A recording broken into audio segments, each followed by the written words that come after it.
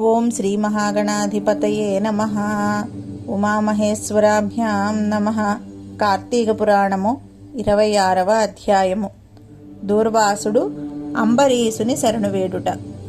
ఓ దూర్వాస మునీంద్ర, నువ్వు అంబరీషునికి ఇచ్చిన శాపము మేలునే కలిగిస్తుంది. నీ వాక్కు వ్యర్థం కాకూడదు అని ఆ 10 జన్మలు నేనే ఎత్తాలని నిర్ణయించుకున్నాను. నువ్వు వెంటనే అంబరీషుని దగ్గరకు వెళ్ళు.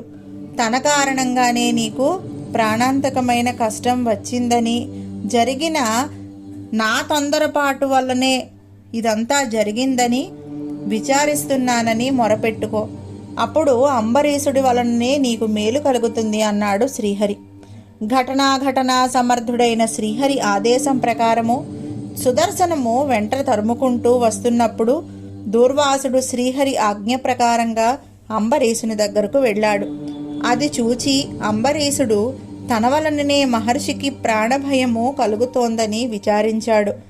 బ్రాహ్మణులకు ఆపద కలిగించడం శ్రేయస్కరము కాదు అని, ధర్మం కాదని, విప్రుని హింసింపజేసేవాడు బ్రాహ్మణ హంతకులే అని ధర్మశాస్త్రాలు చెబుతున్నాయి. కాబట్టి దుర్వాస మహర్షి నా కారణంగానే ప్రాణభయంతో అల్లాడిపోతున్నాడు. తిండి తిప్పలు లేక అలమటించిపోతున్నాడు.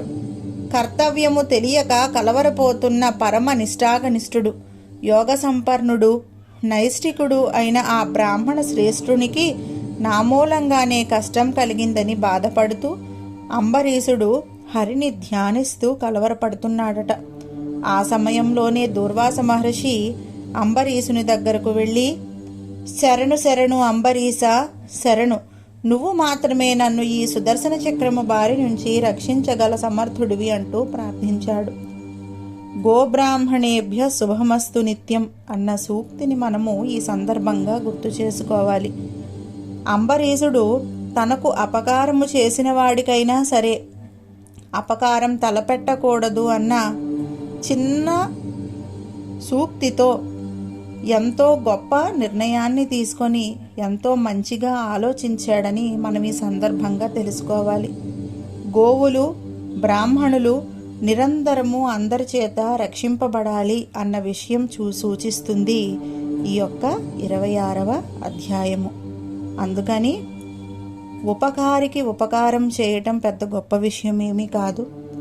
మనకి అపకారం తలపెట్టిన వాళ్లకు కూడా ఉపకారం చేయడమే చాలా గొప్ప విషయము అనే మాటను మనం గుర్తు చేసుకుంటూ ఇంతటితో కార్తీక పురాణము 26వ అధ్యాయము సంపూర్ణము.